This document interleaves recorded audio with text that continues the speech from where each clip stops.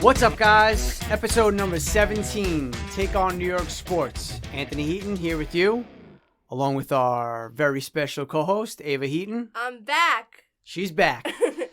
We're recording this on Saturday morning at around 10 o'clock in the a.m., January 23rd. And obviously, we are going to start today with the disaster of the New York Rangers last night. Without further ado, I'll let Ava take the lead on this one because she's very, very upset at one Mr. David Quinn. I just don't understand how you are an NHL level coach and you wake up in the morning and you say, I'm going to scratch Brendan Smith, I'm going to scratch Julian Gauthier, who have both had great games, and I'm going to play Tony DeAngelo again. I'm going to keep playing Jack Johnson because clearly that's been working out. And then we blow a 3-1 lead. None of the goals were Igor's fault, by the way. And then we get to a shootout. Filipino almost scores, but we make it to a shootout. Game on the line. And you put Tony DeAngelo up on the shootout.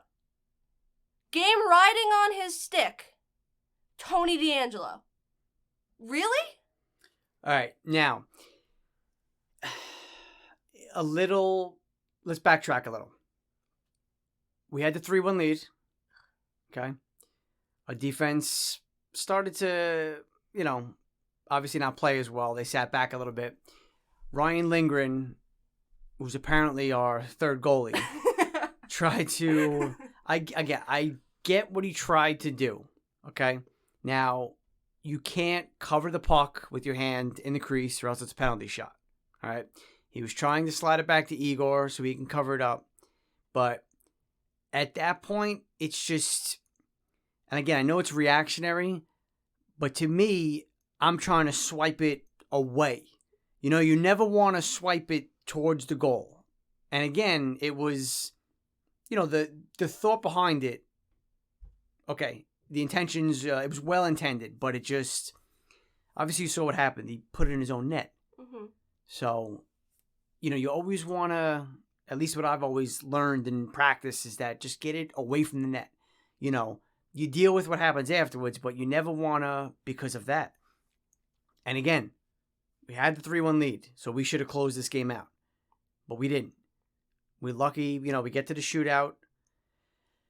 And everyone now is saying, well, who are you going to put in? DeAngelo was 4 for 7 or whatever he was in shootouts. I don't care if he was 7 for 7. Small sample size. Right. It's a small sample size for one. And for two, this is the guy who sat out the last 2 games. Okay, this is the guy who was in the doghouse. He obviously hasn't played as well as he did last year, we know. And let the kids get their feet wet. Kako, Heaton, they're going to be here. You don't know what's going to happen with Tony in a year or two. But let them, how are we ever going to know what they are in a big spot? I get that they practice, shootouts and breakaways and stuff like that in practice. So you kind of have an idea, but I don't know. You could have given 5 or 6 other people a chance rather than DeAngelo. And again, I know he's a good skater. He's a decent offensive defenseman. But, sitting out 2 games and then coming back and playing, to me, he didn't even deserve the chance. No. Because what did he do in that game to benefit us at all? Nothing. He played terrible defense, almost got the same move put on him that Sebastian Aho did in the qualifiers. At this point, Tony DeAngelo does not look like the defenseman that we signed for 2 years. No. And unfortunately, we're probably stuck with him. Unless we try to send him down to the taxi squad, but then he's going to have to clear waivers. And, okay, if he does clear waivers, great. He's down the taxi squad. If he doesn't, somebody picks him up. Good. See you later. But, I don't know. I would, if there was some way, just some way to kind of, have the Blue Jackets say, oh, listen, you want Pierre-Luc Dubois? All right, give us Strome, and we love DeAngelo, so we want him as well. Can they take I mean, Jack I'll Johnson? I'll go to the practice facility right now. I'll go to the practice facility right now. I'll pick him up. I'll drive him there, and I'll buy him lunch on the way out, if that's what it takes. I don't know. It's tough, and then you put him on the defensive pairing with Jack Johnson. Dumb and Dumber. It's the blind leading the blind, and again, I understand it's a short season. You're trying to find the right combinations. You know, you got veterans, you got kids. You're trying to find that, that good mesh. But it's just, I don't know. Jack Johnson and Tony DeAngelo cannot be a defensive pairing. If you're going to play them both and sit Brendan Smith for God knows what reason. Yeah, no reason at all, you can't have them on the ice at the same time. Mm-hmm. There was some stat about Jack Johnson, right? We were looking at it earlier. Yeah. It was 4 for 7. It was 4 out of 7. Yeah, out of our 7 even strength goals against, he was on the ice for 4 of them. He was also on the ice for 2 of our power play goals against, and he was not on the ice for any of our goals. And again, it's only 4 games. That sort of stuff is, you take it with a grain of salt, but you can just tell. When he's out there playing, you're almost, the 2 of them, you're almost waiting for something bad to happen. Mm-hmm. And again, you stuck up for Quinn. I've stuck up for Quinn. And, the thing with him, he was a college coach for so many years, so he's good with the young kids. And I know we still have a lot of young kids, but now it's time to pick up the pace a little bit, right. Stop dilly-dallying. Right, we gotta be a playoff team sooner rather than later. Obviously, Mika's free agency's coming up in, 2 years? We got 2 25-year-old goalies right now who are, again, they're coming into their prime. Mm-hmm. But it's just the windows are usually so short, to be a playoff team and to be a Stanley Cup contender. And we can't waste time.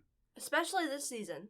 Yeah, this season especially. One game is, detrimental. Almost counts as a game and a half at this point. Yeah. And especially with the way everybody else is playing, going to overtime, shootouts, so everybody's getting points. Exactly. We're just falling behind. Us and Buffalo now holding up the rear of the division. Whoop, whoop.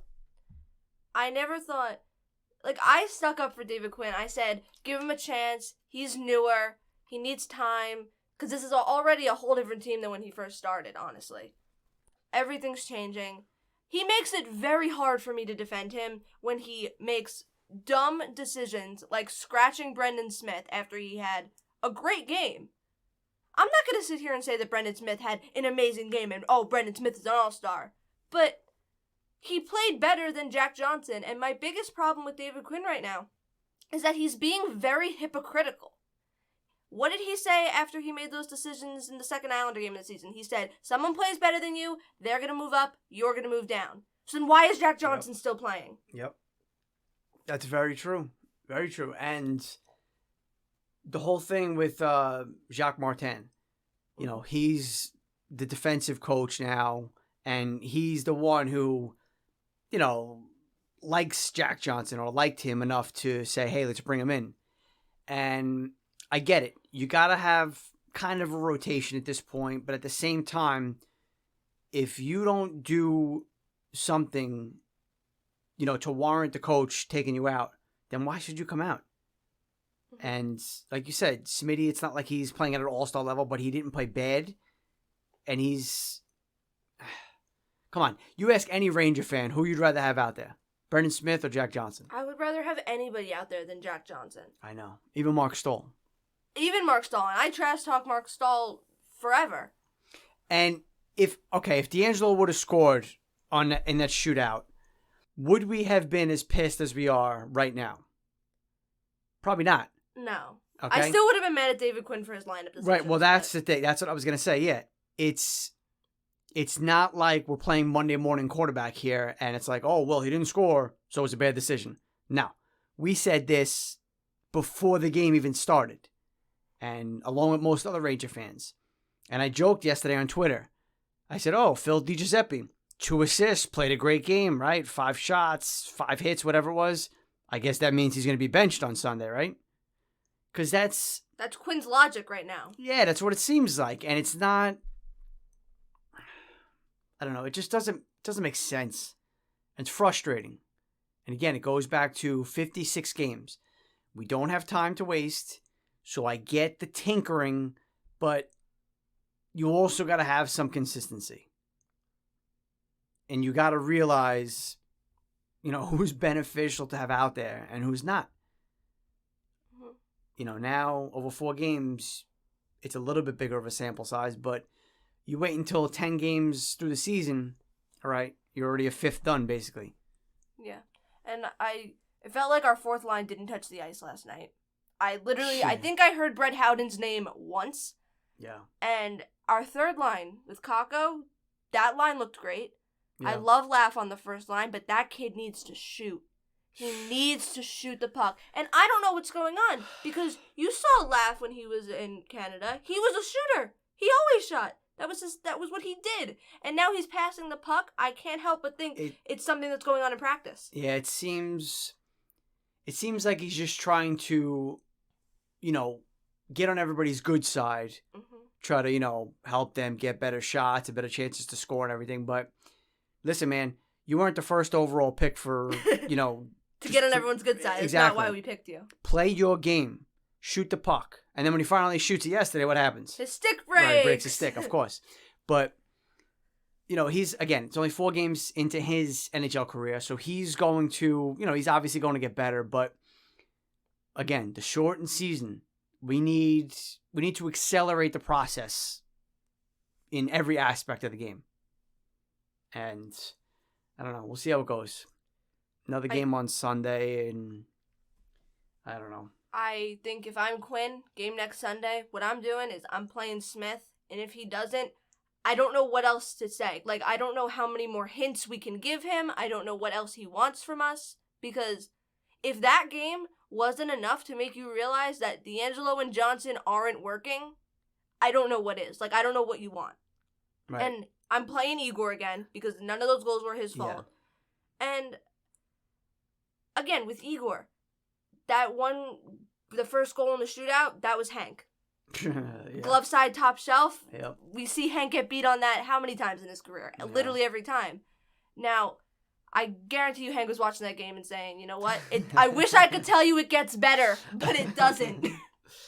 I know. He probably texted Igor after the game. Listen, I'm sorry you have to go through this too. Listen, man, 15 years I had to deal with this, all right? But yeah, I don't know. You gotta, stay with Igor. He played well. I understand that Johnson or D'Angelo has to play. I get it right now. You cannot have them both in the lineup. Plain and simple. And if for some reason you have to, like I said, they can't be on the same line. They need somebody else to carry them, basically, to make them not look like such crap. As much as I love the Fox and Lindgren pairing, Fox actually made Johnson seem like a sensible defenseman. Right. That was that second game, right? Yeah. 5-0 against the Islanders, yeah. God forbid you need to split up that pair for a game because you need to play Jack Johnson. Put him with Fox because clearly that worked, but I honestly don't know if David Quinn is going based off what worked now, because it looks like he's just it looks like he's putting their names into a random generator and then seeing what it gives him. That's honestly what it looks like. And it's scary because this is the coach we hired for player development. This is the coach. He was supposed to be our savior after we fired Alain Vigneault. And it doesn't look like it's working. I'm curious now because I didn't look. Ice time? Yeah, I'm looking at the time on the ice now. D'Angelo, 17 and a half minutes. That's 17 and a half minutes too long. Johnson with 14:35. Yeah, 14 and a half him. All right, so obviously the bigger guys were playing more minutes. Keandre Miller, 21 and a half. Fox, 26. Trouba, 22. Panarin, 23. Lindgren, 18. That's a little questionable. Yeah, that's a little low for me, but I don't know. And what about the third line? What did he have the third line going? Howden, 10 and a half minutes. Really? It did not feel like that. No. Rooney, 5.5. Lemieux, 6.45. Yeah. I mean, Rooney took a couple penalties too, but I honestly think Rooney was getting some shots on. He didn't look horrible, but Yeah. Again, he's Kevin Rooney. I honestly didn't even know who he was before the season. And again, why is Gauthier even coming out? Yeah, he said... I understand hitting the post is not considered a shot on goal, but come on. The guy's getting chances. He's got real good speed. His potential is there. You can't, you got to give him time. You got to give him... It's just got to be consistent. You can't expect the guy to go in one game, out the next game, and then perform when he comes back in. There's got to be consistency. I saw that David Quinn, he said that Strome had a better game. What did Strome do? I genuinely cannot think of anything that could have benefited that team that Strome did. I think Miller had a great game. I think Di Giuseppe had a great game. I think all of our defense, minus Dumb and Dumber, had a great game. Besides that one Lindgren mishap. Yeah, he started getting a little iffy at the end, but for the most part, Lindgren played great, Fox played great, and Trouba played great. And, Miller played great, and then we have Jack Johnson and Tony D'Angelo, which, why? I don't know. Now every game day, obviously I get excited, ready to see the Rangers play, but I'm hesitant and I'm a little weary. Okay, what's going to be the lineup now? Who's scratched for no reason? And it sucks. It sucks. It looked like that top line, was working decently. It looked like it was working better with Laff, and I think Laff looked good with Zibanejad, especially. But then again, everybody looks good with Zibanejad. Right. But now what's going to happen, though? Is he going to put Laff back on the second line now for the Sunday's game? Who knows? It's David Quinn. He could play. He's going to call up a goalie from the taxi squad and have him play. I don't know. He's going to call up Keith Kincaid. I don't know. It's... If he does not play Igor on Sunday, that is dangerous coaching. That is questionable coaching, because I'm not surprised when I go on Twitter after a Rangers game and see them blaming the goalie, because we saw it happen for years with Hank. It was always Hank's fault. Yep. Always. Never the defense's fault. Now, besides David Quinn, who else are we supposed to blame here besides the defense? There is nobody else. The team played a good game. A solid game. Our offense was great. It was honestly bad coaching, bad defense, and bad luck. Yeah. It was all mixed together, and it was just, Booch couldn't catch a break. Oh, God, yeah. How many posts did he hit? How many insane saves did Jerry make against him? It was just a lot of bad luck, and then mixed with the bad coaching, and the bad defense was just... Yep, not a good combination. And, now we move on. See what happens Sunday, and I don't know. Get Tortorella back, please. Maybe in the Pierre-Luc Dubois trade. Can we trade for a coach? We throw Torts in there as well. We'll trade you David Quinn for John Tortorella. Done deal. Oh, gosh. All right.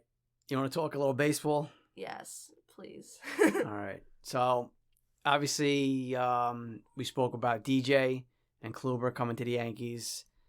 The latest rumor on George Springer. Well, before we get into baseball, real quick, let's just say, rest in peace to Hank Aaron. Mm-hmm.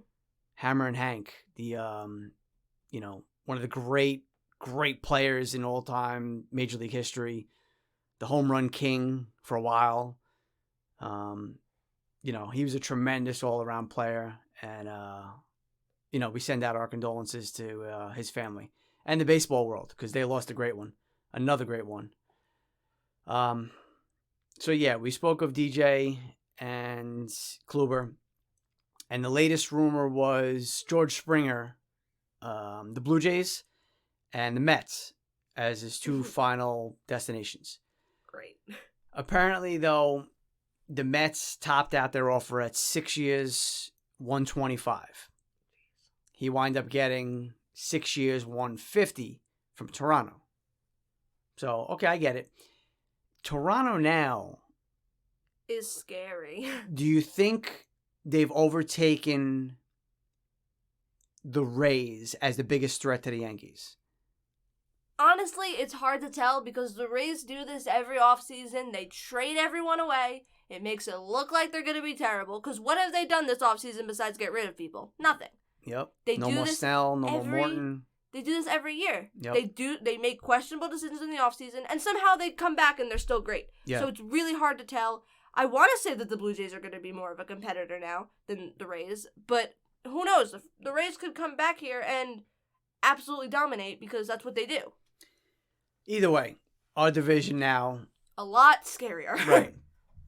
And again, Toronto doesn't have tremendous pitching, but whenever we play them, especially in Toronto, we struggle. I don't know what the reason is, but, maybe it's the dome, the turf, whatever, but we played them in Buffalo this year because they weren't allowed to play at home, basically. And we still struggled against them. So, I don't know. We'll see, but it's going to be a lot more competitive than it was last year. Obviously, the Red Sox are going to be better than they were. Well, we would.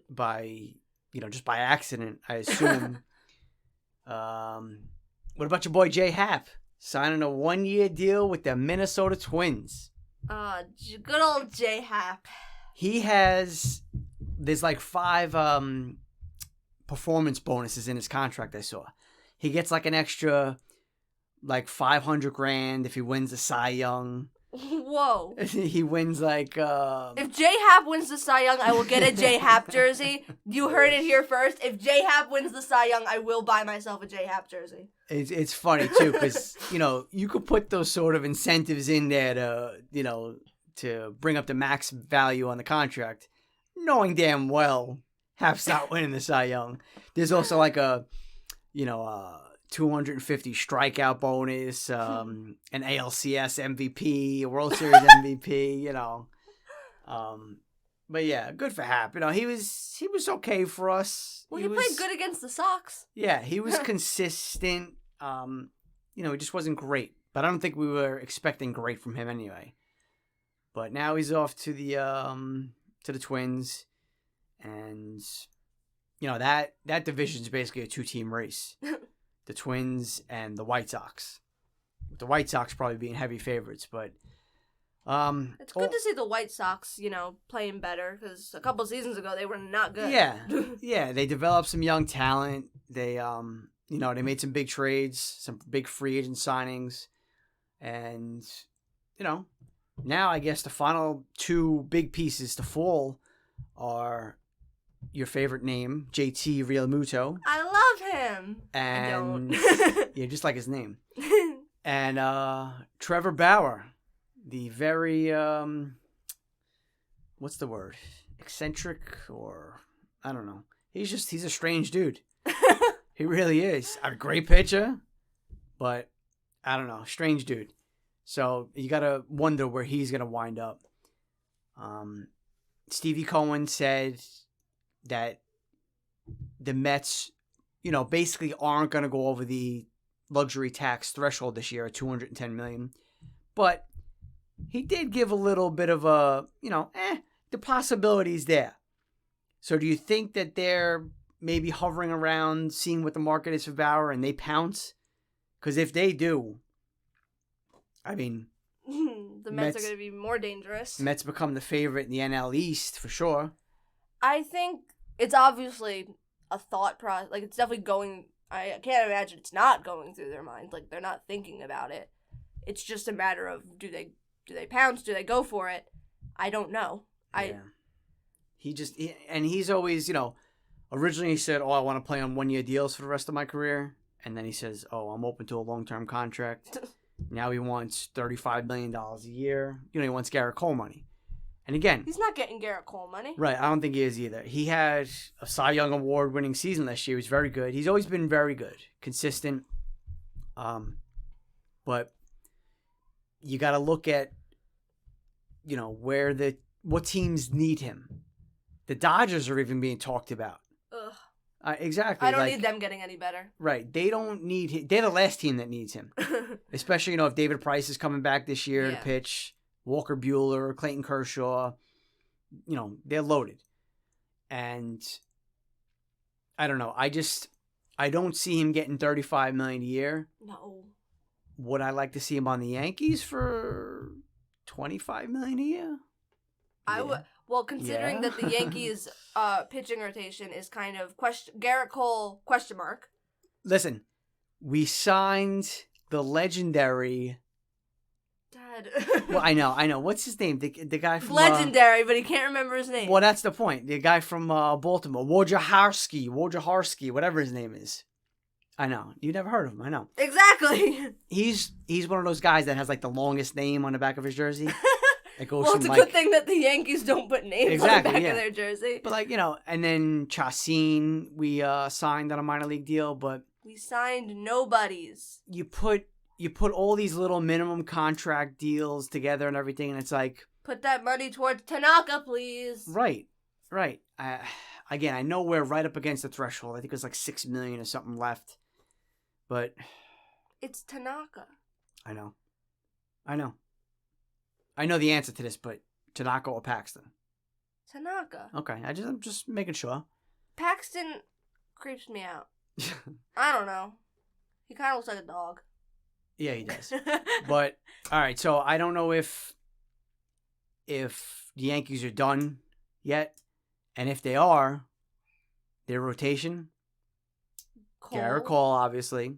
Kluber. I guess at this point, Kluber's your number 2. Exactly. Garcia. You probably go Montgomery 3. And then Garcia and then King. And then Garcia and... Not Clark Schmidt. I love Clark Schmidt, I really do, but I don't know about that. It probably will be Clark Schmidt. Really? I don't know. I can't Over Michael King?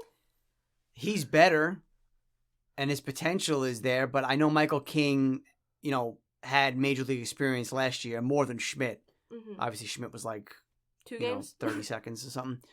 But I don't know. You can't expect all the young kids,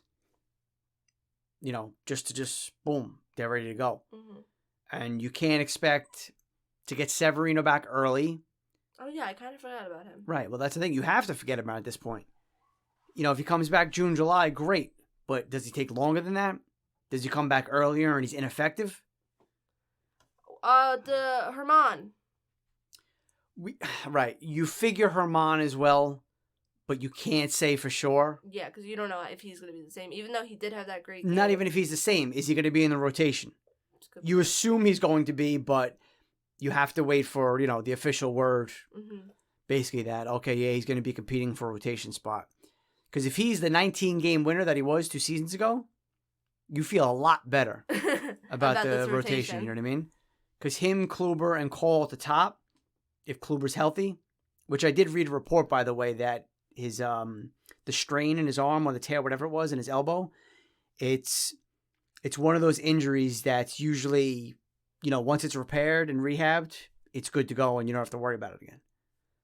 So, fingers crossed. Knicks, I don't even want to talk about them right now. How did they lose? And they put together a nice 3-game winning streak after the 5-game losing streak, got back up to 500. And blew it to Sacktown. Yeah. 40 points they dropped in the first quarter against Golden State. And then 24, I think, yesterday in first quarter. How does that happen? I don't know. But other than that, championship weekend this week. You got any picks? Bills, Chiefs? Chiefs, because Mahomes is healthy, right? Mahomes has cleared concussion protocol. Then there's no way Bills are winning. Well, I wouldn't say no way. But like I said on the last show, Mahomes plays, the Chiefs win. And who do you got? Green Bay and Tampa Bay. Aaron Rodgers and Tom Brady. Who do I want to win? Well, obviously you want Green the Packers Bay. to win, right? I don't like Tom Brady. I'm a Jets fan. Obviously, I don't like Tom Brady. You think he can go into Lambeau and win? Who's gonna win? I think the Bucks. You think the Bucks gonna beat Green Bay? Okay. I think Tom Brady, leads that team to victory like he's done how many times before? Yeah, too many. Except, Dad, for those 2 Super Bowls. Would they play the Giants? Yeah, that's right. This is my life. Wasn't one of those seasons the undefeated season for them? And then what happened? She's just giving me the death stare right now. The great Eli Manning. That's what Eli happens. Manning. That's what happens. Well, must be nice to have your quarterback not seeing ghosts. Listen, Deshaun Watson he might be a Jet. So you might get your quarterback after all. Keyword might. Well, We got a new coach. Yeah, Adam Gase is long gone. People were comparing David Quinn to Adam Gase. All right, let's not get, let's not get too crazy yet. Let's give him a couple more weeks before we start doing that comparison, because that's just like the bottom of the barrel. You can't go any lower than that. Could you imagine being compared to Adam Gase? Oh, God. Pitiful. Yep. All right, guys. Looking forward to my next show. Probably going to be Monday or Tuesday. Hopefully we'll have some... Good Rangers news. Yeah, some good Rangers news. Hopefully we can beat Pittsburgh on Sunday night. And we'll discuss the championship games. And, whatever else happens from now until then. All right. Ava, say goodbyes. Goodbye. All right, guys. As always, be well.